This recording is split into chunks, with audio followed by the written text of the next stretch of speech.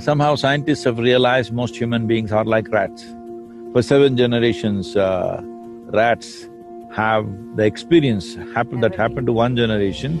For 7 generations, they remember and respond the same way. Well, you're enjoying generational impact of joy.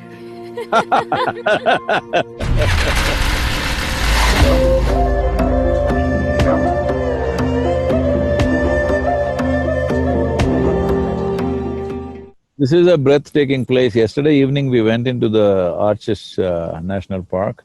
Yeah, that's what I was gonna ask you, because all the red behind you. I had just goosebumps. It's just a certain kind of energy out there, not worked by anybody, it's just naturally there. All goosebumps from head to toe. It's… we will go again today. It's too fantastic out there. You were talking to… well, not talking to, but one of the Native American tribes people had asked a question about generational pain. No, but isn't that something I mean, you talk about it in terms of genetics and things like that, like forget… I mean, emotional pain and things like that is one thing, or institutionally treating a group of people like that, I don't know what kind of effect that has, but genetically things pass on, right? So is it such a quick thing that in 3 generations they will still feel it like this? It is not just genetics, there is something called as samskriti or samskara, that there is a collective transmission of experiences, which may not be an individual experience, but collectively, a certain group of people become a certain way because there is a collective transmission.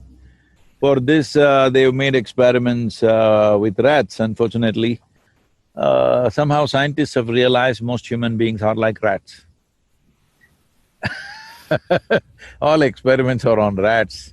So it has been noticed that, I don't know, I've spoken about this, how for 7 generations, rats have the experience that happened to one generation. For 7 generations, they remember and respond the same way.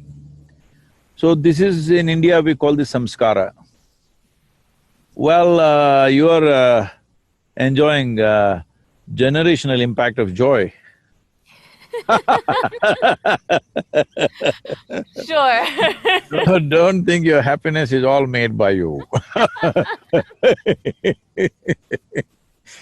So similarly, there are generational impacts of suffering, unfortunately, and you have read my America poem. So the very land is soaked in a certain kind of pain in that region, which people who are in the III in Tennessee, many of them clearly noticed before consecration how that entire space was feeling, and post-consecration, have you noticed it? There's a big difference in the way the space feels. So that was one reason why we went there, to relieve that this pain must go. I'm just thinking yet, I don't know how to connect with all these people because there are so many different tribes. Just now, a lady from the Navajo asked a similar kind of question. But there are ways to do this, so one thing I'm doing is offering inner engineering program to all the Native American people at a very, very low cost, just a minimal cost for commitment. But we will offer this to Native American people. People are working out certain things, modalities that we have to do in our digital infrastructure to offer this. In the next few days, we should be able to offer this openly.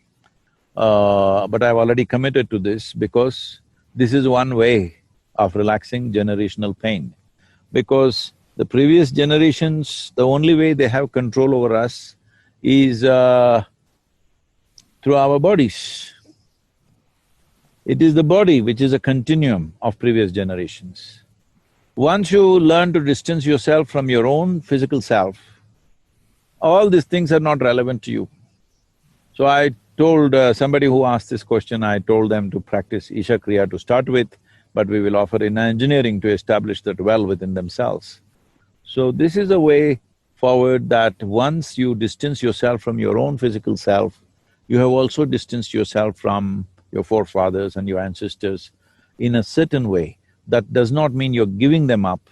It is important that our ancestry becomes a stepping stone for better things rather than becoming a trap which traps us in their suffering, whatever they went through.